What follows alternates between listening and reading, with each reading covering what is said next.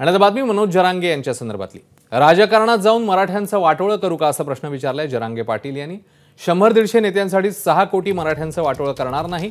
विधानसभा निवडणुकीचा निर्णय हा विचारपूर्वक घेऊ आणि निवडणूक अपक्षच लढू, कुणीही फुटणार नाही असं जरांगे म्हणतात। 29 तारखेला मराठ्यांची अंतर्वालीत बैठक होती आणि बैठकीनंतर उमेदवारांच्या मुलाखती घेऊ असंही जरांगे म्हणतात। तिसरी आघाडीमध्ये ते यांच्यासोबत जाणार की स्वतंत्र उभे करणार, कशी तुमची भूमिका आहे? मला वाटतंय आता ते होईल वेळेवर, काय होतं ते 29च्या नंतर, पण वाटतंय ते आघाडी काही नसावी। आपले सरसकट सगळ्यांनी एकत्र यायचं आणि अपक्ष दणका बारा ताण राहत नाही लोकांना, पण पंजा पक्षाचा नाही, कशाचा नाही अपक्ष उभा केले काही होत नाही, कोणी फुटत नाही, काय नाही होत।